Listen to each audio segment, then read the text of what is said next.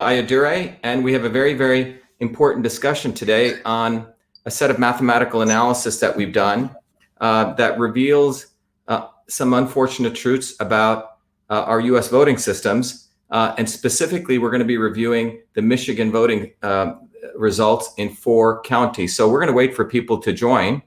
We're having people join us.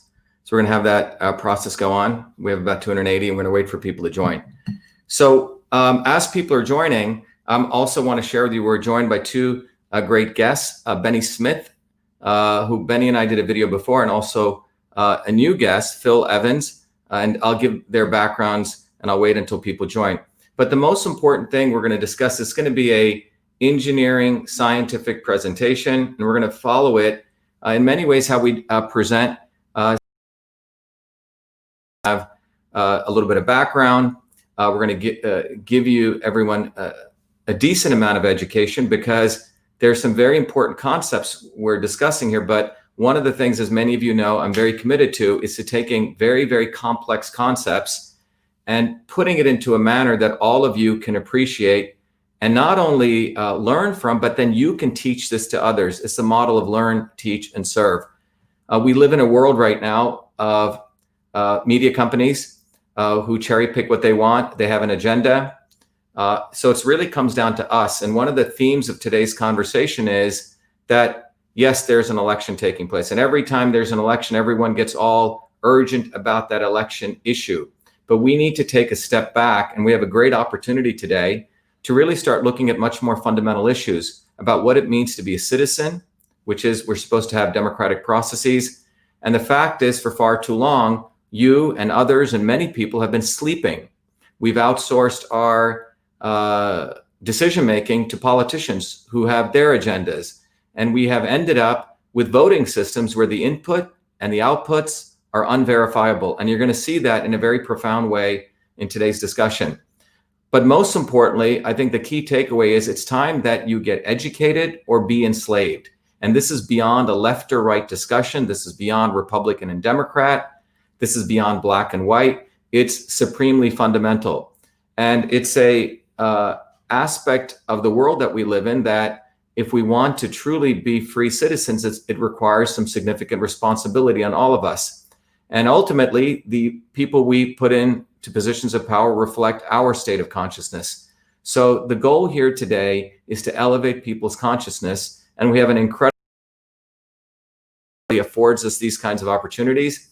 But we have that opportunity. You have people here, many of you know who I've talked about before, and many of the people who are involved in many of the various things I do. But today, I can assure you that you're going to get an educational lesson. So listen carefully.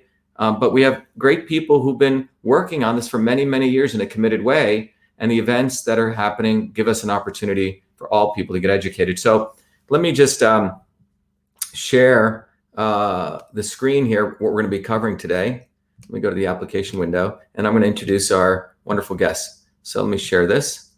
So we have Phil Evans. So if you notice, the title of the talk is A Mathematical Analysis of Trump-Biden 2020 Election Vote Counts in 4 Counties in the state of Michigan. I'm going to be the lead presenter, but we also have Phil Evans. Phil, are you there? Can you say hello? So Phil we'll give Phil's background, and we also have Benny Smith. Let me bring, Benny, you're there, right? Yes, I'm here. Hello, hey, everybody. Yeah, Benny's also and I'll give people's backgrounds. In fact, let me sort of jump right into it. Just for those of you who are new to me, the area of math and science is something I've had to do for a long time to get a bunch of degrees at MIT, but I'm a scientist, inventor, and engineer, a Fulbright scholar. The election has not been certified in Massachusetts. I'm still a U.S. Senate candidate in Massachusetts. Benny Smith. Benny's a software engineer. Benny, you're also an election commissioner, right? That's right. And a data analyst. And Benny was one of the first people who discovered, probably the first person who discovered, and we'll get into that, the fact that our votes are stored as decimal fractions. Very, very important. But Benny's very, very committed to election integrity. So great to have you, Benny. Thank you for having me. On the phone, we have Phil Evans, who is, like myself, Phil is a fellow engineer, a Bachelor of Science in Engineering. By the way, Benny's been a computer programmer. He's an avid software engineer, well adept at it. But Phil, you went to Clemson. You're also an inventor and engineer. And Phil, when you work as an engineer, you learn some math, and Phil has done some great work.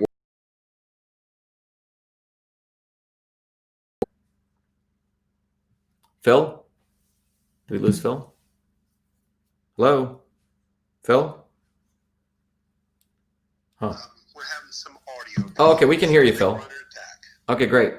No worries. So what I want to talk about before we jump into this is some very, very basic concepts everyone should understand. You can look at other videos that we did earlier on this whole election integrity issue, but fundamentally, if you think about that boxer as your voting system, as in any system, there's an input that comes in and an output that comes out. And evidence is something where it's the inputs and the outputs should be unambiguous. So you can predict in a very clear way. Evidence is fundamentally unambiguous predictions. And what you'll realize is in the current system that we have, the input to our voting systems, we don't have voter registration card. We don't really have authentication. Some places do. We don't really get receipt to the person that actually voted. So you don't really can prove that it was you who came into that precinct and voted. So you can't really prove that. And the conclusion is there's no definitive proof of your voting. So the input here, you could argue, has some issues with it. The other part is the output.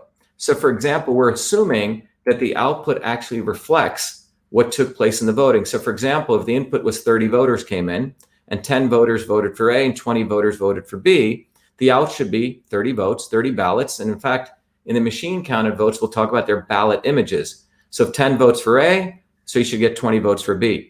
All of this is true under the governing principle that the system cannot change the output. Okay, now if that is possible, then there is ambiguity since the output can be manipulated, which means that the evidence is not evidence. So simply put, you get some inputs coming in. What we're saying today in the United States voting systems, the inputs are not unambiguous, and the outputs, as we'll see shortly, can be manipulated. Okay, but we assume that the inputs are clean and the outputs are clean, and that's what we all want. Ultimately, all of us as Americans, or for any free people, we want election integrity, and that's what ultimately we want to get to. Again, just to review, ballots can be hand counted. People actually review them. They look for your little hand counted ballots, or they can be machine counted. They convert your ballot in the machine counted into an image, which is called a ballot image. And those ballot images are then tabulated. So in that incident, when it's machine counted, to be clear, ballot images are not something trivial. They are the ballots because they are what is counted. Unfortunately, many of the states, Benny, correct me if I'm wrong, many of them are getting away not saving these ballot images. Am I right? Yeah, there are places where there are pending lawsuits to force the states and the county to preserve those ballot images, but for the large amount of the population, they were destroying them. Yeah, and we noticed that in Massachusetts, where when we found in our case, we just want to know, we saw some serious irregularities, and we found out that the ballot destroyed or deleted.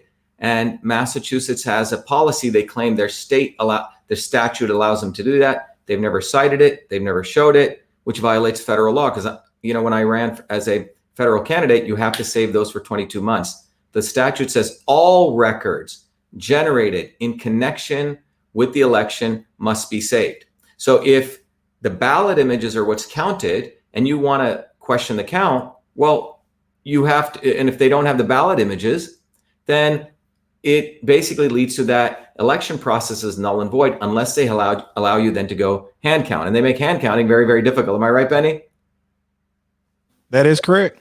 Yep. So what I want to also talk about, we reviewed this before.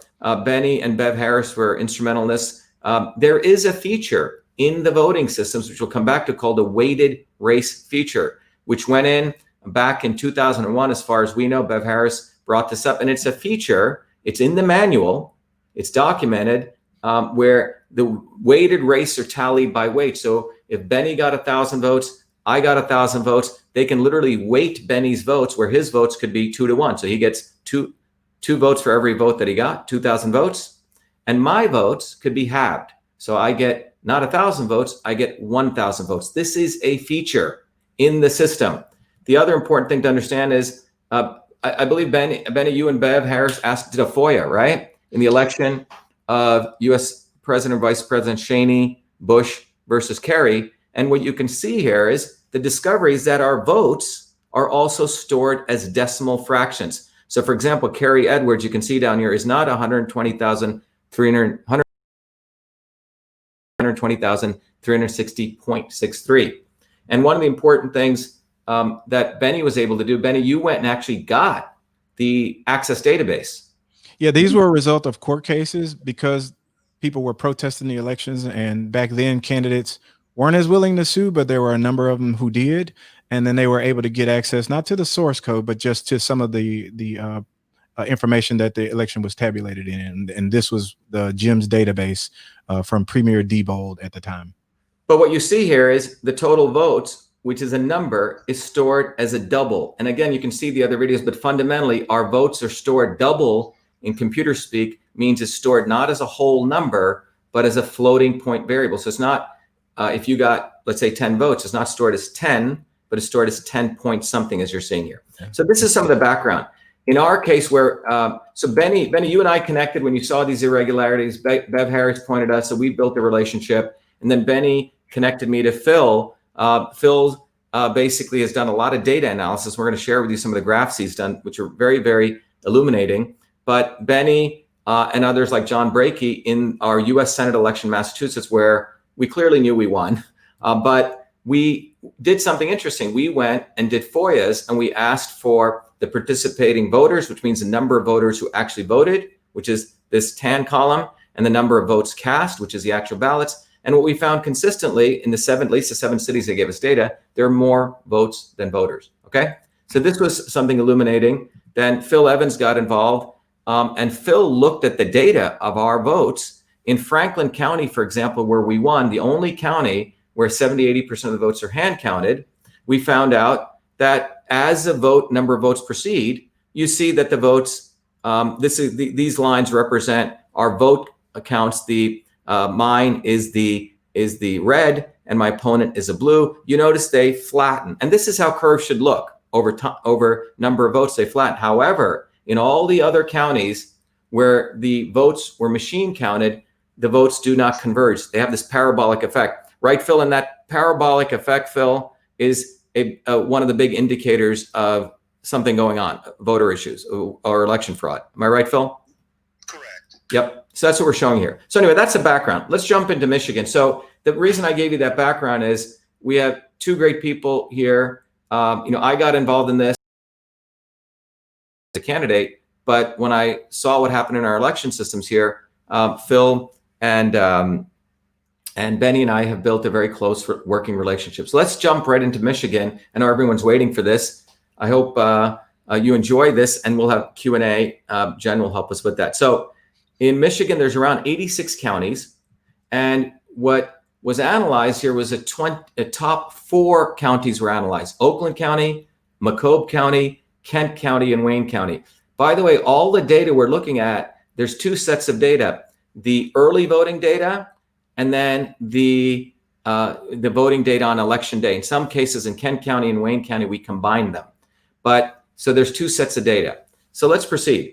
Now, the executive summary, this is what you're going to get out of this. So if you need to leave right now and you got to run off to do something, the conclusion of this, which we like to present up front, is that there are 3 major counties that were analyzed out of the 4, Trump's margin was reduced by a minimum of 138,000 votes. I'll repeat that. President Trump's margin was reduced by a minimum of 138,000 votes. So what that means is Trump's vote total was decreased by 69,000, and Biden's vote total was increased by 69,000. In short, 69,000 votes were transferred from Trump to Biden in these counties, and they varied across those counties, but a total of 69 counties. The other piece is this quote unquote transfer was done by a computer algorithm that linearly transferred. What that means, it transferred votes in a proportional basis. For example, the more votes got transferred from Trump to Biden, interestingly enough, as you went to precincts that increased in Republicanism, which means there were more Republicans in that precinct. So basically, and we'll show you, so the vote transfer really occurs more in Republican-based precincts and less in non-Republican-based precincts. Okay? So again, a little bit of background. In Massachusetts, we have one type of voting, but in Michigan, as I've come to learn, there's two types of voting. One is you can just go vote for an individual candidate. You walk in, you can say, I'm going to vote for Biden or Trump or candidate A or candidate B. Typically, independents may be like this. Or there's another thing called straight party voting. Straight party voting, which means you just go in and you say, I'm just going to vote for all Republicans or I'm going to vote for all Democrats. Okay? So obviously, President Trump is running as a Republican. When you do straight party voting, he gets that vote. If Biden is running as the Democrat candidate, he gets the Democrat vote. But there's two types of voting.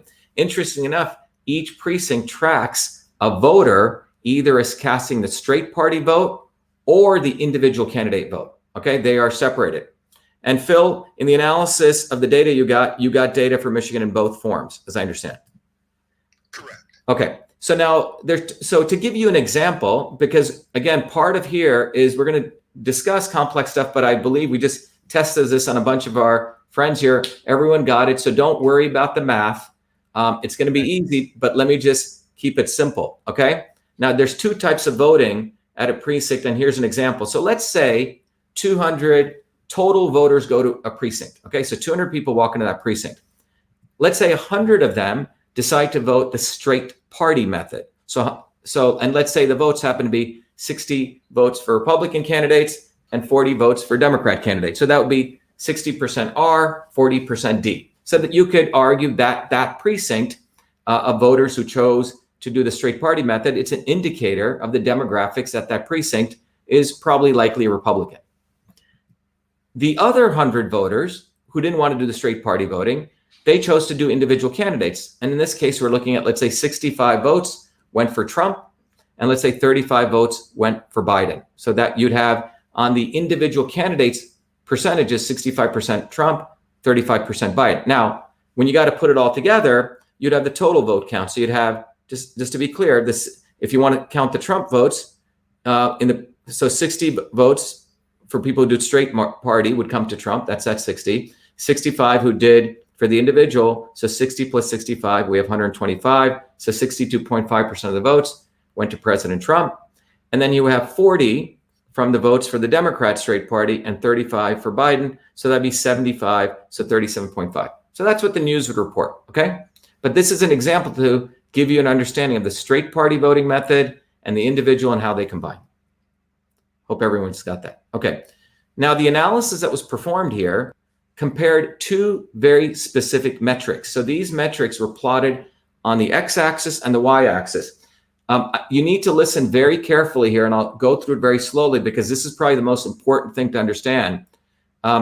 We mathematicians, we engineers, we can sort of grasp this, but none of this is valuable if this kind of knowledge just gets hidden away in some affidavit in some lawsuit, or it's just put away in some, brief somewhere, or it's just in some, YouTube channel no one sees. So the goal of this part I'm going to go through right now is to educate you in a very methodical way so you can teach this to your friends and family. So listen very carefully. So the analysis here include two metrics, right? So one metric is plotted on the x-axis. The other metric gets plotted on the y-axis. So one of the metrics, so we're going to compare, by the way, the data for any county is going to be, so for any county, we're going to look at all the precincts. Some of these counties have 200, 300, precincts. And for each precinct on the x-axis, we're going to look at the Republican straight party votes, okay? For precinct, how many Republican straight party votes were there? And on the y-axis, we're going to look at the direct Trump individual candidate votes, which means how many people voted directly for Trump. Okay, so it's focused around Trump here. So plotting on the graph, again, to be clear, on the x-axis, we're going to have Republican straight party vote percentages, right? And on the y-axis, we're going to have the difference between the percentage of people who voted for Trump in the individual candidates vote minus the people who voted straight Republican percentage votes. And this will get clear. So consider this case. Let's say 60%, let's say the vote in a particular precinct was of the people who voted straight party vote, 60% voted Republican. Okay, so that number would be 60%, which you would plot on the x-axis. And let's say for that same precinct, the individual percentage vote count for Trump was 65%. Okay, so what would you do?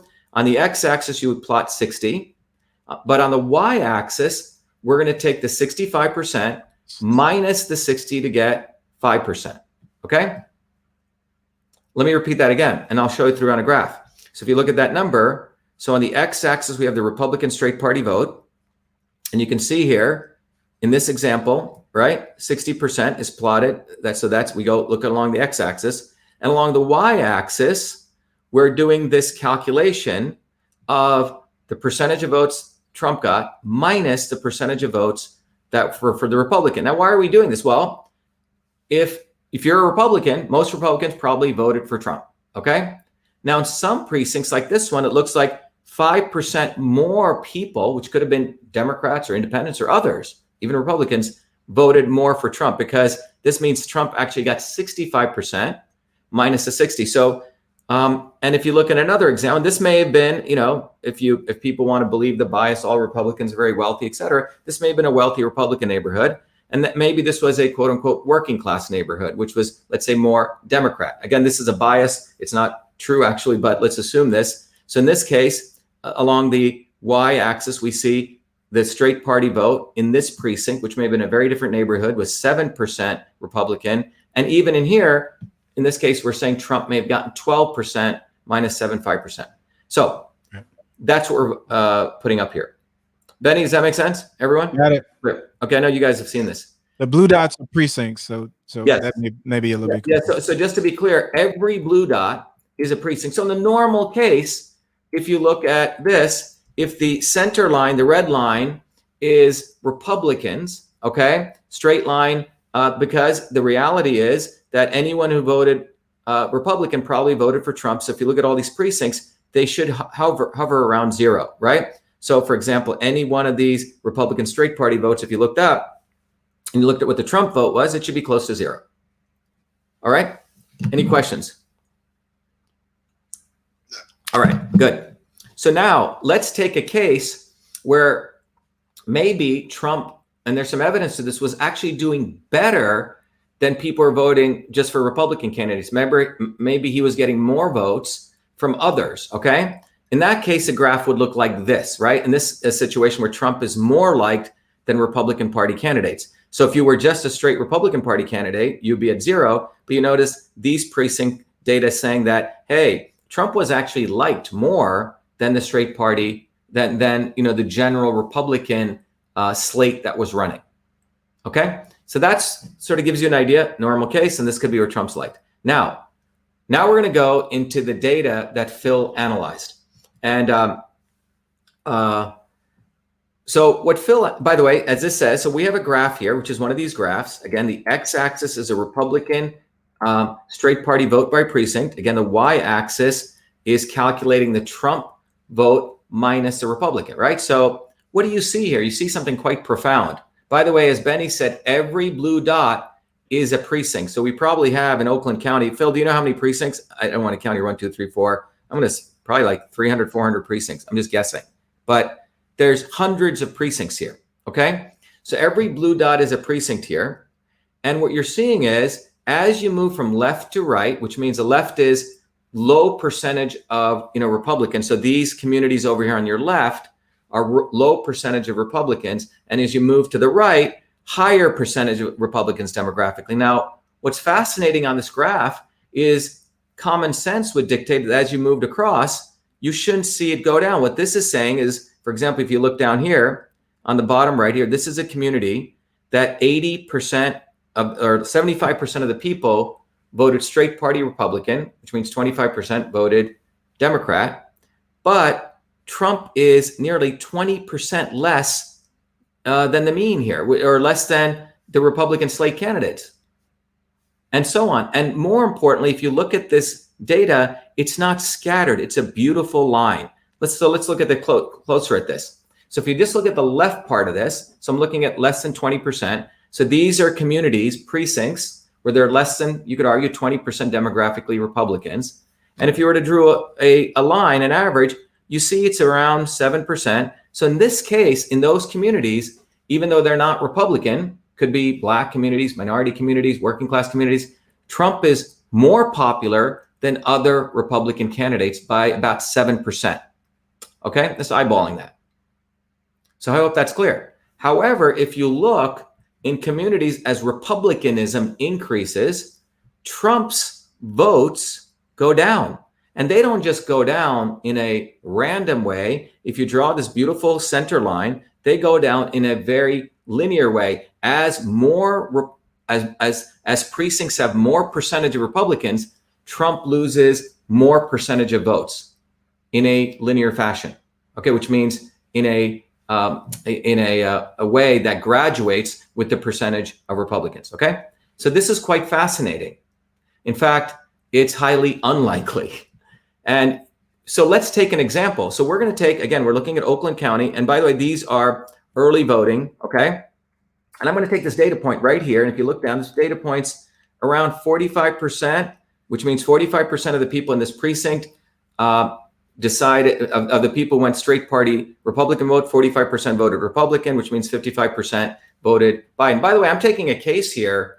So we want to be objective. This is a scientific engineering presentation. We don't want to choose Trump or Biden. Some of my Trump people say, hey, how come you don't want to show Trump got more votes? We don't want to do that. We don't want to bias the analysis here. But here's a vote where it's basically 45% of this precinct is Republican, deduced from the straight party voting, and the 55% is Democrat. Okay, so let's assume this is an example. We don't know the exact numbers, but Phil could probably look it up. But let's assume in that precinct there were 2,000 votes. Okay, 2,000 people actually came in and voted, to be specific. Okay, so 45% means 45% from where came from the Republican straight party voting.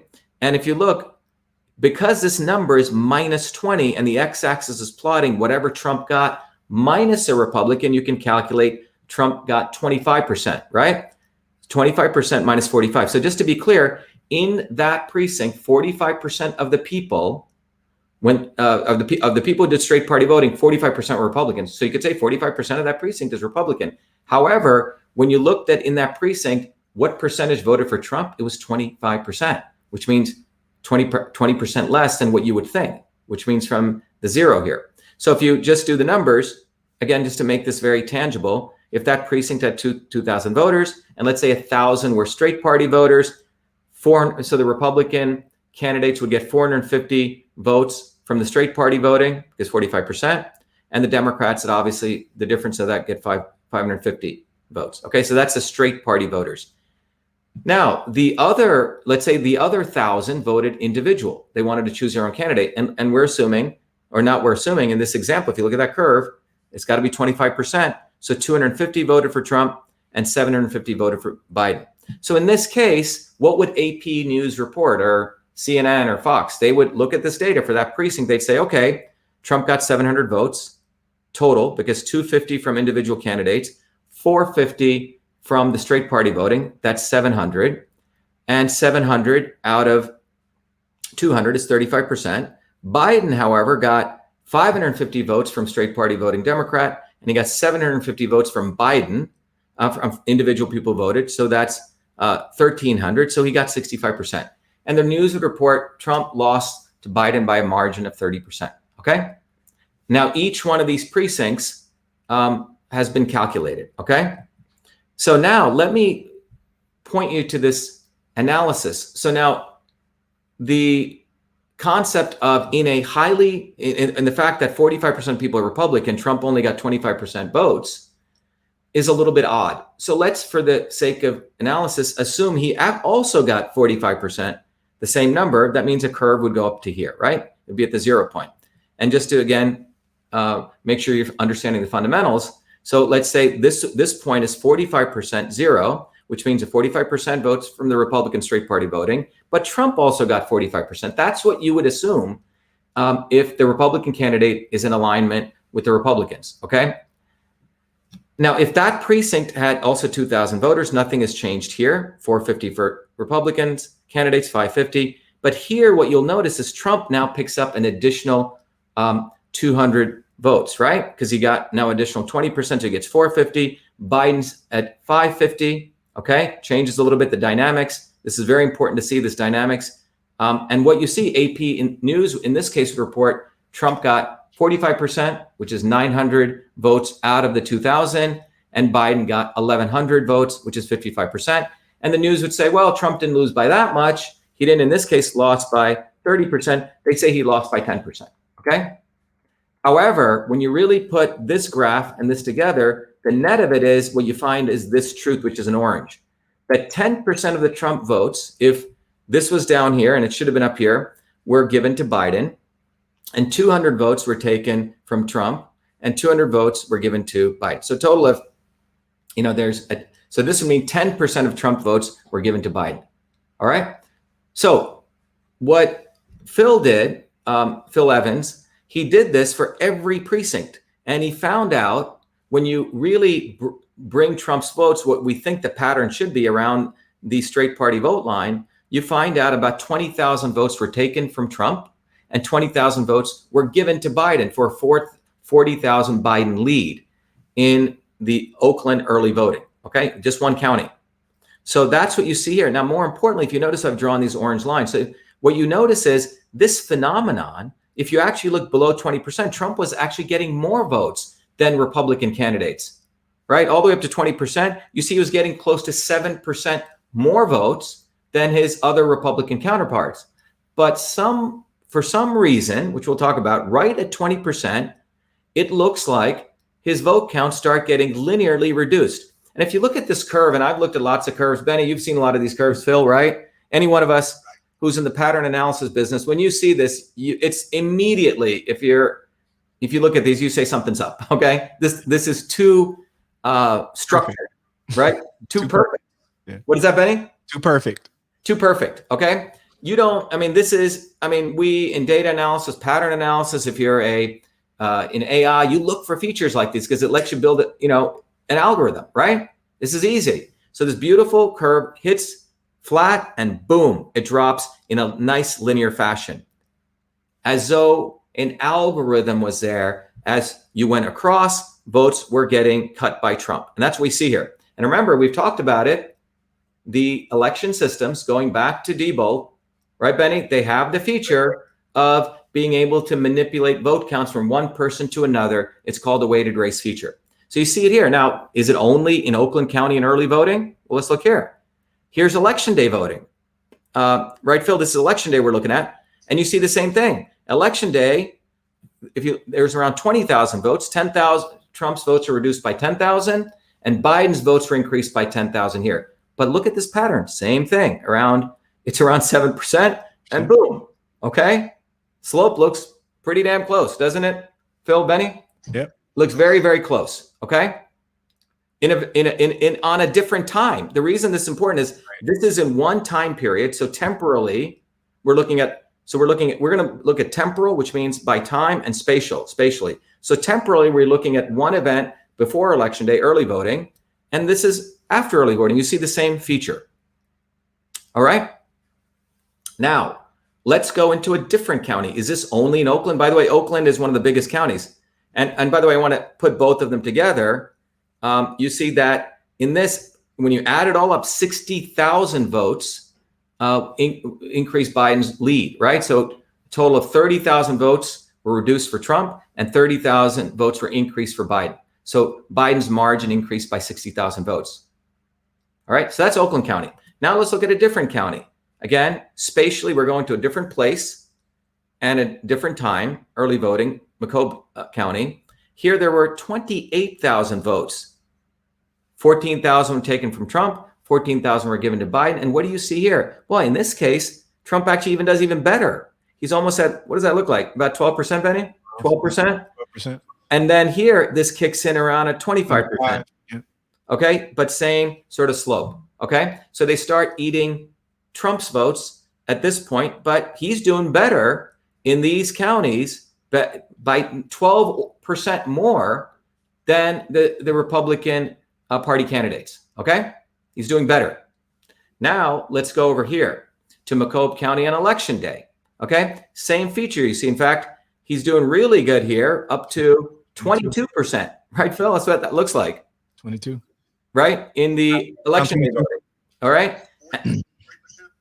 Yeah, it looks like 22% on election day. In the non, more democratic. Phil is telling us. I think he's looking at the graph. What'd you say, Phil? Well, I was looking at the export. Yeah, you're right. Yep.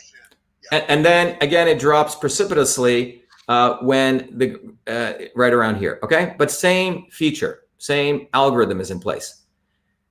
By the way, when we say same algorithm, it can be weighted for populations, et cetera. Now we look at, again, the same thing here. So total, when you look at Macomb County, a total of 16,500 votes were taken away from Trump. By the way, these are minimum. And 16,500 votes were given to Biden. So a total of 33,000 lead. So if you take 33 plus 60, we're up to 93,000 votes between Macomb and Oakland County. Now we want to look at Kent County. And Phil, when you generated this data, I believe you combined both early and election day. So we have all of it together. And here you see nearly 45,000 vote margin for Biden, which means around 22,500 votes were taken from Trump. 22,500 votes were given to Biden. And what you see here is a 45,000 margin. And again, in these communities, which are more Democrat communities, Trump's doing well. And then again, the algorithm kicks in and Trump's votes start getting eaten. And what's fascinating about this is here's a community which is nearly, if you look at this precinct right here, that's 85% people who came in, voted Republican, and Trump's down by 25%. Just think about that. So that means Trump actually got 60% here votes, or if that's 85, you got 60% here, less. I'm sorry, it was 60%. There's a 25% difference. Okay, you could even make the argument that even if you want to believe that Republicans hated Trump so much, the larger that the population size were, they still wouldn't be able to hate him in such a perfect line. Exactly. This is the important point. So we'll come to this in our conclusion. But people like Mitt Romney have said, well, generally Republicans are still Republicans, but they got tired of Trump, right? But you wouldn't see it in this beautiful linear straight line. It would be like a cluster, and we'll talk about that. Very good point, Benny. So that's the data. Now, before we go, we do have a fourth county, which is Wayne County, predominantly Democrat. Okay. And what you're going to see here is something quite alarming, but also spectacular, is this graph. What do you see here? Isn't this fascinating? Wayne County, in fact, it looks like at least this algorithm was not applied. Maybe they did other stuff, and we're not going to even speculate. We want to take a scientific approach here. But what you see here is, look at this. When you put the Trump line, it looked like Trump was doing 10% better. Now, these are predominantly Detroit. I would say, Benny, would you say predominantly Black communities? So Trump is actually doing better. He was actually doing better. And there was some evidence that a lot of the people in the Black community were moving away to Trump. Maybe not to Republican voters, but to Trump. And you see that phenomenon here. So our view is, that this algorithm, what we're talking about here, this algorithm was not applied here. Maybe something else was, we haven't detected it, but it's clear that Trump was doing better among Democrat precincts. The other point, Shiva, is you could see that you could establish some real upper and lower control limits here, because there is the presence of a line. But with the other ones, it's going straight down. There's no such thing as an upper and lower control limit. Right. So I mean, it's almost like we call it a transistor function, right? At a certain point, you cut off. And transistors go straight down, but this kind of, from an engineering standpoint, it's a ramp function. But anyway, not to get too technical, but this algorithm in place. So we say, quote unquote, no cheating, no algorithm applied. So that's the data. So what do the results show? Let's conclude on the results. Well, the algorithm that's there moves Trump votes to Biden. That's what it's doing. And I don't think anyone will argue with it, because we've seen Trump votes moving to Biden. The second thing is that as precincts increase, with a higher percentage of Republicans, greater percentage of Trump votes are transferred to Biden. So you would think, wow, more people are Republicans in this precinct. You would think Trump would do better. In fact, it seems like going to Republican precincts was his worst nightmare. You lose more. He lost higher percentage of votes, the more Republican precincts they were. Another way to think about this is the more the precinct was Republican, the more percent of Trump votes are transferred to Biden in that precinct. I'll repeat that. The more the precinct was Republican, the more the percent of Trump votes are transferred to Biden. And by case in point, let's just go look back here at Kent County, this very dramatic graph here. So very Republican. This is almost like 90% Republican. Trump got nearly 25% votes lost there, e.g. transferred to Biden. Okay? That's what we're looking at here. So this is just looking at the data. So the slope of the discount to Trump's votes is the same for each county. That's what's more interesting. What do I mean by that? What is the slope? Again, people, if you have forgotten algebra, right? Y equals mx, this slope, this line, this is a little bit steeper, but by and large, the slope is pretty much the same, okay? So the slope of that line looks very similar, and that's what we wanted to make here. The slope of the discount to Trump's votes is reasonably, quote unquote, I should put the same for each county. Now, Wayne County, other result, had no algorithm we detected, right? That was just flat. And that was very much like the work that Phil did here in Massachusetts, where we looked at Franklin County. It was all hand counted. Remember that, Phil? It was all flat. We didn't see any changes. Okay.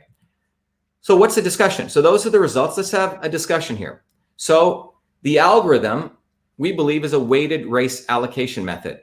It's a transfer of a percent of votes from one candidate to another. As we've discussed, the percent is a weighted decimal value, and we can calculate it as we get more data. But clearly, the weighted race method, and one of the things is the weighted race, as we mentioned at the outset, is a documented feature in election systems as early as 2001. And all major vendors, we had a discussion about that, right? It's not just Dominion, it's all of them are believed to have this feature. Diebold, as we showed in 2001, had, maybe it was earlier, but Bev Harris's work uncovered it was originally in the Diebold systems. Am I missing anything there, Benny? No, that the breakup of the election industry started with Diebold. So all of the software that the other vendors probably would have used, the source code would have originated from the Diebold. Right. Yeah, right. So there we go. So let's go back. So what we see here, so that's a discussion. The other piece of this discussion is this: why are more percent of Trump votes? So we want to ask some questions. In science, in engineering, we have to actually solve a problem. So you have to get down to the heart of the real problem, right? We're not politicians here. Phil is an engineer. I'm an engineer. Benny's an engineer. We all program software. We can't BS our way out of talking our way out of stuff. If our software doesn't work, something's wrong. So we always have to ask some profound questions to find the heart of the issue. So one question is, why are more percent of Trump votes transferred to Biden in precincts that have more Republicans? It's an interesting question. Second question is this: are both Republicans and Democrats involved in supporting this algorithm? Interesting question, because you have Republican precincts and in Democrat precincts, the algorithm is not on. So what's going on? Are both parties involved? So, and the other question we probably need to ask, and again, this is more research, are both parties aware of such features in these voting systems? We're hearing now news, there's lawsuits against Dominion, right? That's happening. Others, but, are both parties aware of these features? Another question is it possible that this pattern is normal and explains a normal voting pattern? What do we mean by this pattern? We're talking about that line going, just to be clear, we're talking about that line going across and then coming down at a certain point, that pattern, line going across and coming down. So is it possible that's just normal? Well, that just happens. This is not no algorithm, you guys are trying to say, but is it possible that's normal? And we had a big discussion among our team on this because we really wanted to, again, provide everyone, because we think this is a very important issue for the entire country, for that matter, those people who have suffrage now in the world and we're relying on these technology systems. Maybe is this just normal? Well, and in fact, for example, Mitt Romney would say, and he has said this, the pattern makes sense. He would say, look, since Republicans stayed Republican, but no longer like Trump, this could be true, right? This could be true. However, if that's the case of what Mitt Romney says, look, Republicans broadly are still Republicans, but there's a percentage of them, across the board who just don't like Trump, right? They just don't like him. Trump lost votes, and that's just the way it is. Okay. Well, if that were true, what would you see? You would see this. Right. You would see all these precincts deviating from the norm, at some distribution like this. All right. But that's not what we see, right? But that's not what we see. What we see is a predictable line, a decline of dislike for Trump with increasing percentage of Republican precincts. We actually see this. We don't see this. If Mitt Romney was right, you would see this. Or if any rational person would write, oh yeah, Trump just pissed off a lot of Republicans everywhere. Well, across all precincts, you'd see this everywhere. But what we see is this. In fact, we see a beautiful line, which you could go back to your Algebra 1 class and write an equation for y equals mx plus b, and I could draw that line. I could calculate it precisely. So precisely, I could put it into a computer program. That's how precisely I could do this. And I'm sure we could do this in any function, probably in 5-10 minutes. We haven't gotten there yet. Any software engineer listening can do this. So just to be clear, Mitt, if you're listening, if what you were saying, Mitt, that would sure be like this, but the reality is like this. And I think Mitt would probably find this a little more, I would be illuminated if he could answer this in some normal means.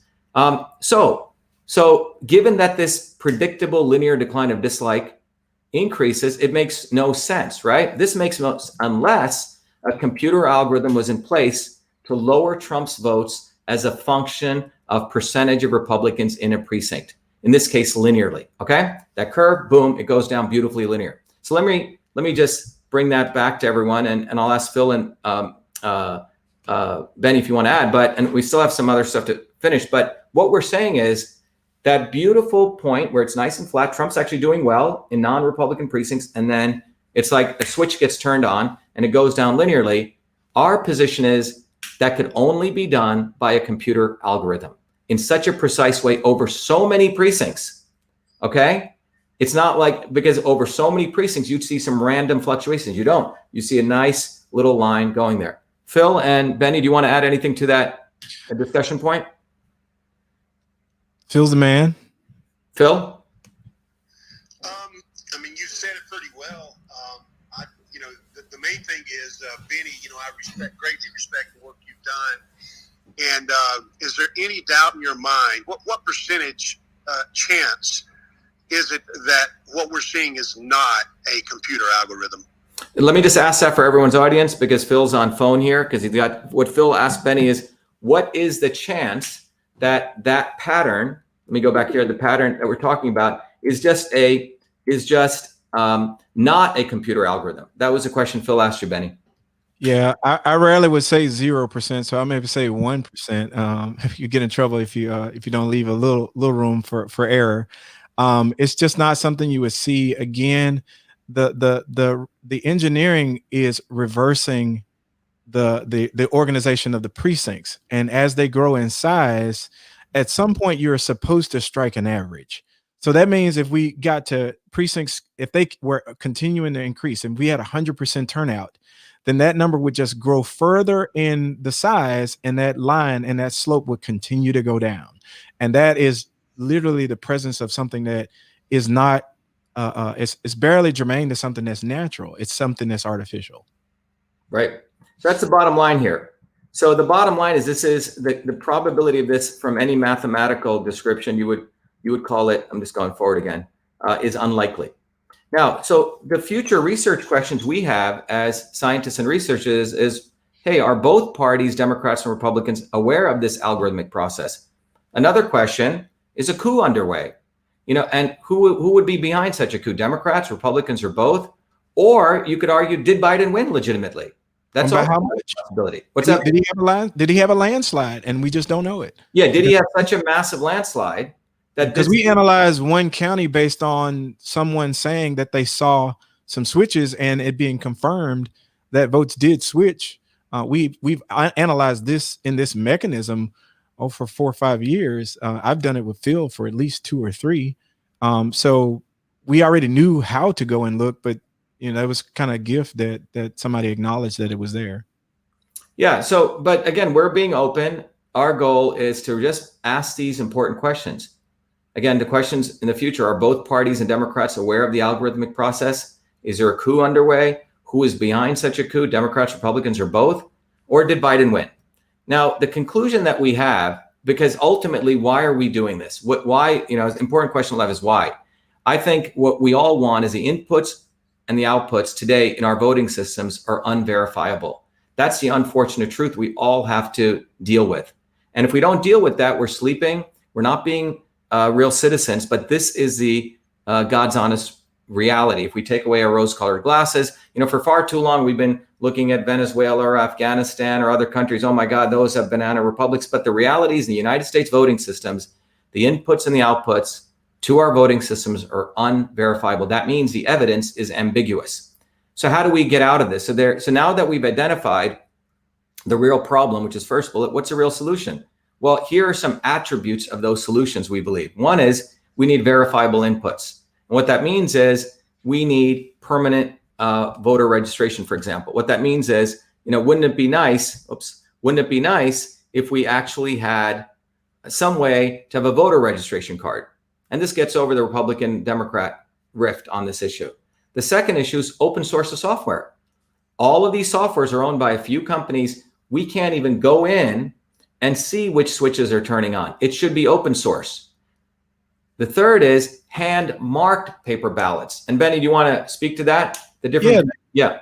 The hand-marked paper ballot is such a viable solution to this, because if at any point you want to remove the computers from the process, you can still arrive at an output. That is a true input. The voter intent is enshrined with hand and eye coordination. Yes, there will be some errors, and we can use software to help us with that.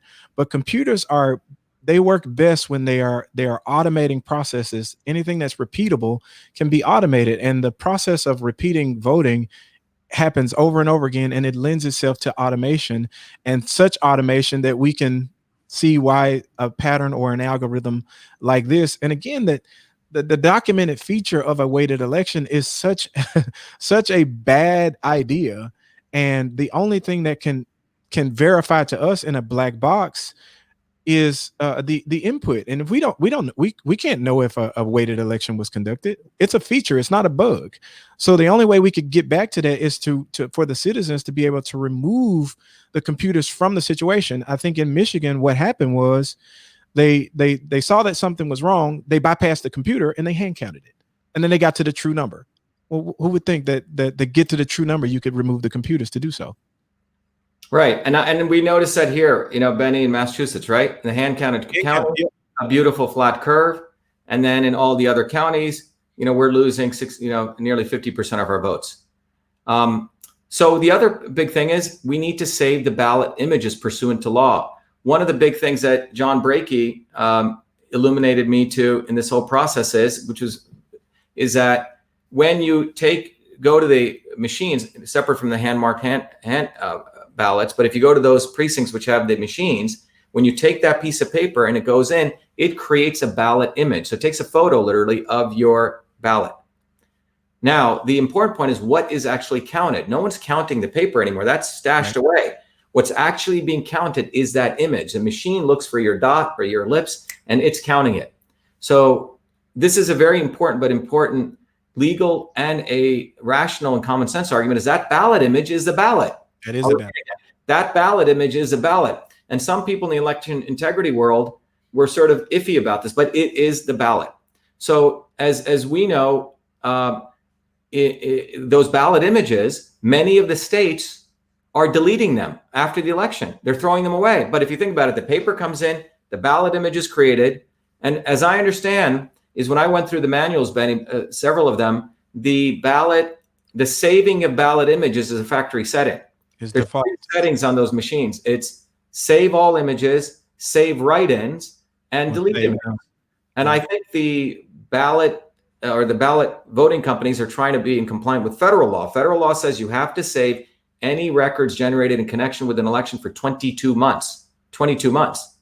So those are supposed to be saved. But in places like Massachusetts, I was quite shocked when I found out that they don't save the ballot images when we asked for the FOIA.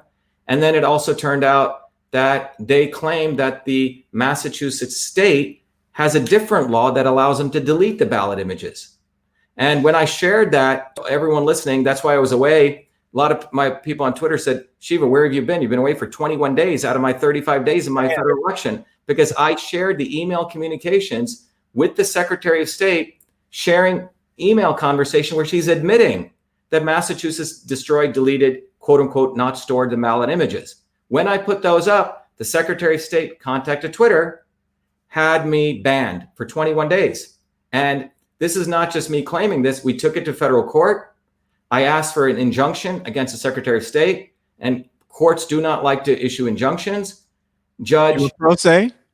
I went pro se against three. No lawyer in Massachusetts wants to go after the swamp here.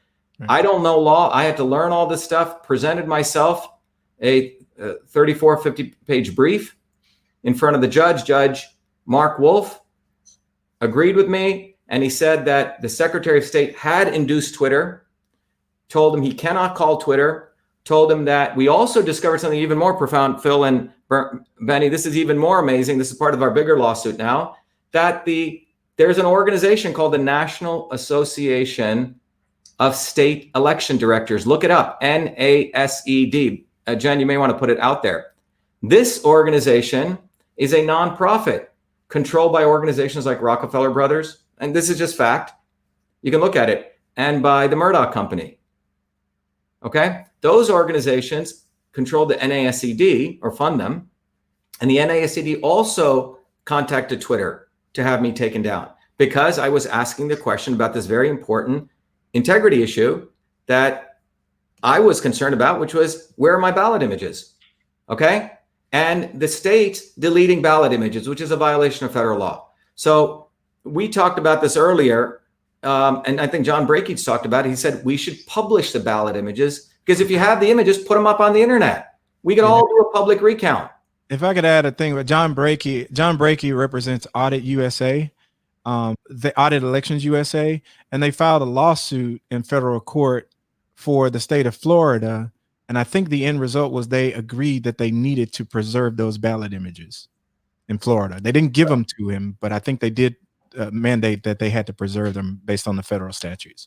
And in fact, the federal statute, when I went and read it, Benny, the reason the federal statute was created was because the states were deleting them. Right. But they said for federal candidates, you got to save them. Right. And they're not doing it, which means that the numbers that we're seeing, you cannot verify from the ballot. If you can't verify from the ballot images, well, you got to hand count everything. That's the only way.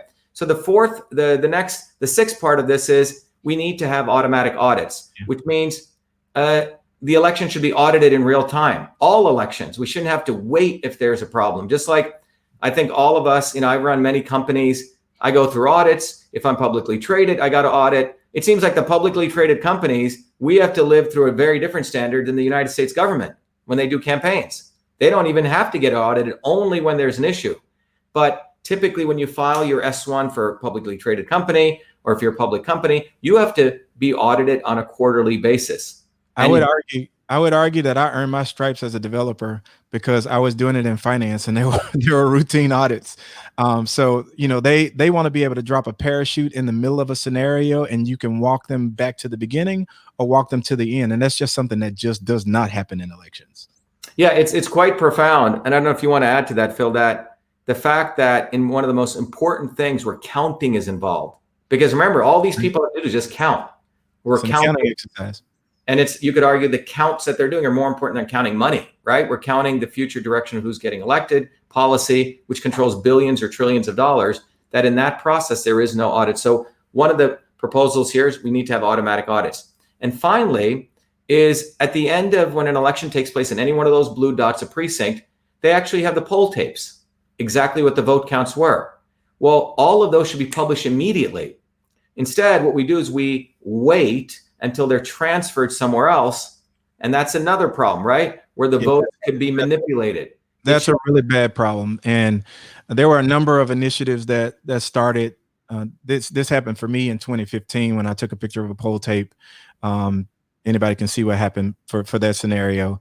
But there are a number of initiatives. There was scrutineers.org, there was Smart Elections, there was Protect Our Votes, there was CSA 2020. There were a number of organizations, and their entire purpose was to document what was happening on election night. And what they were finding, it was in certain places they wouldn't publish the poll tapes despite state law saying that they had to.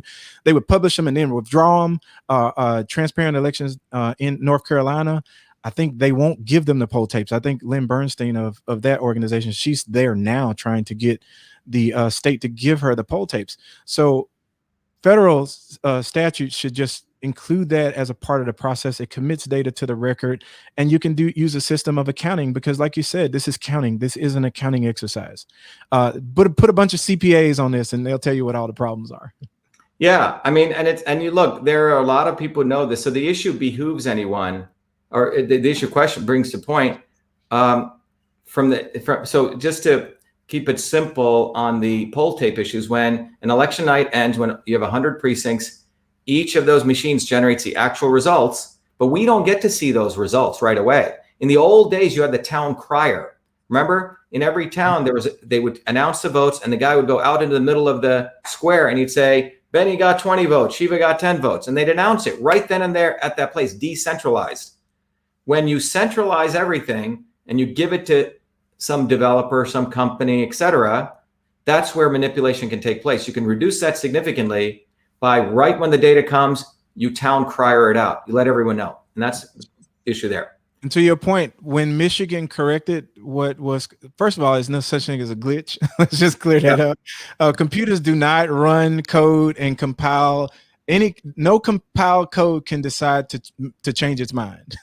So the way that Michigan caught the error was they went to look at the printed out poll tapes, I think, and then they compared that to the tabulated results to find the errors. Yep.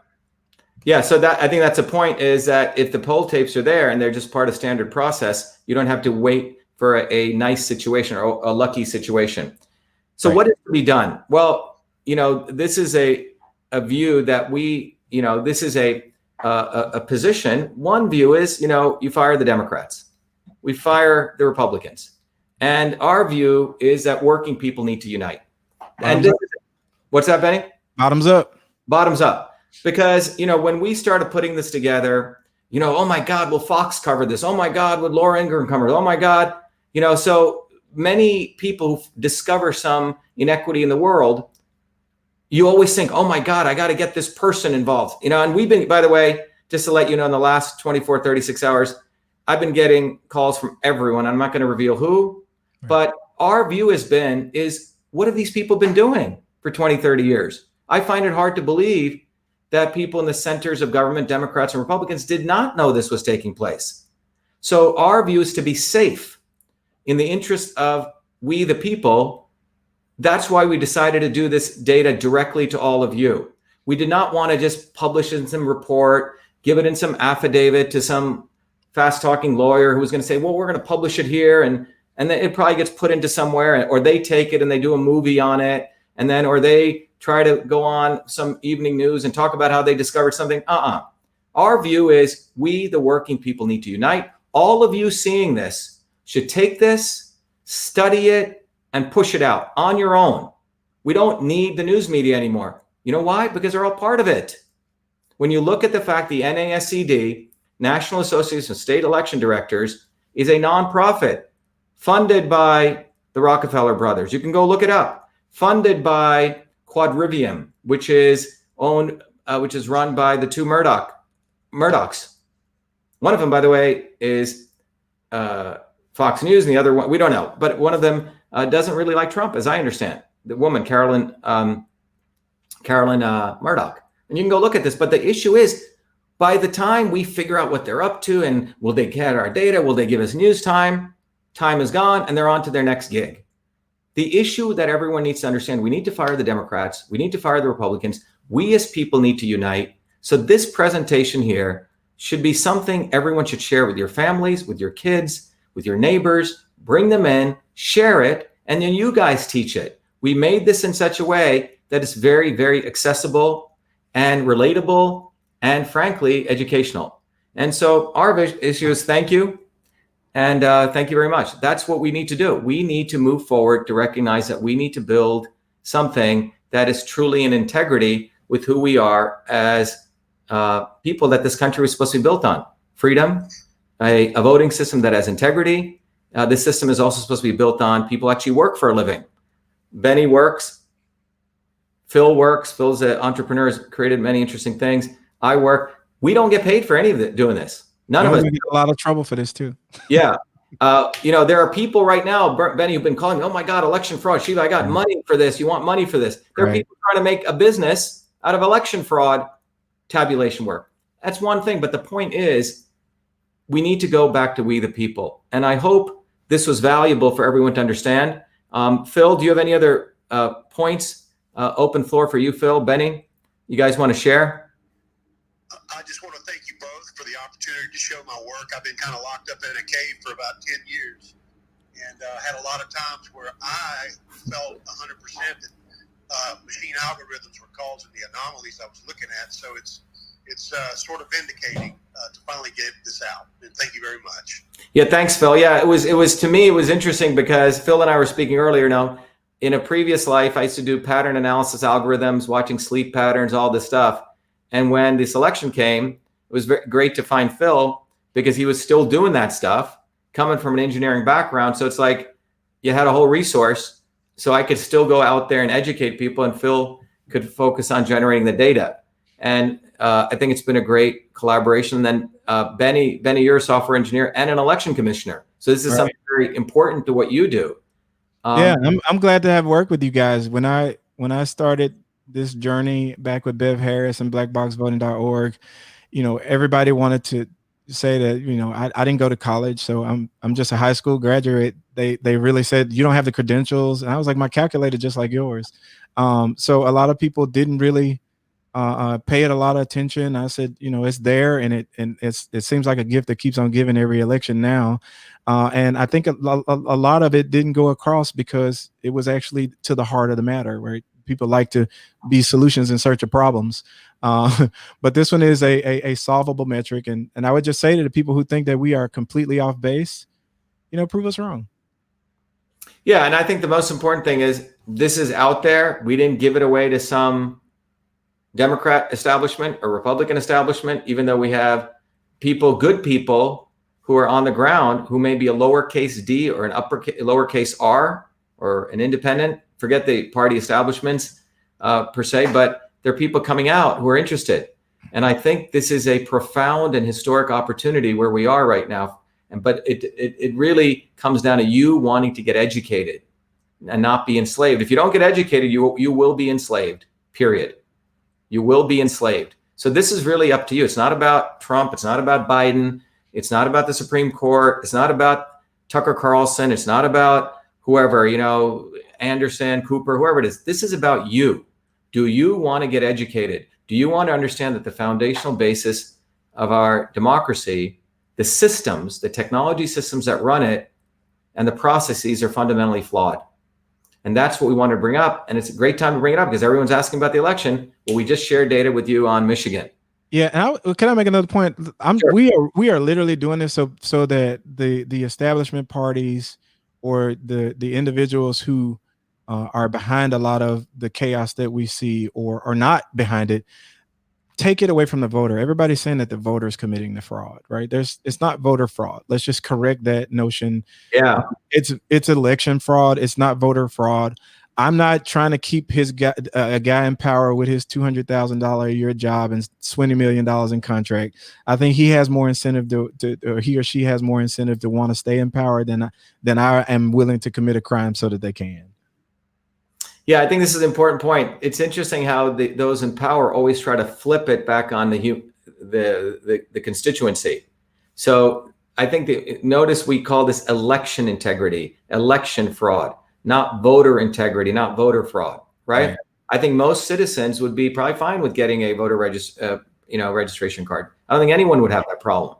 Right. But I think some of these things of the voter fraud issue are purposely done so you can deviate it over there and you can keep the real fraud continuing in these systems. Anyway, thank you, Phil. Any other closing comments from you? Yeah, thank you, Phil. Thank you, Phil. Thank you, Benny. And we'll be back. Our goal is to educate people. And remember that it's about truth, freedom, and health. That's what this is about. We need to have freedom to get to truth, as we just did here. So we had an open discourse among there. I think, Benny, you're from a certain party. Me and I'm a Democrat. Parties, Democrat. I'm independent. Phil's a Republican. So this is not a Republican, Democrat, independent. This is an American issue. It's an engineering issue. So thank you, everyone. Stay on, guys. Thank you, everyone. God bless you. Bye-bye.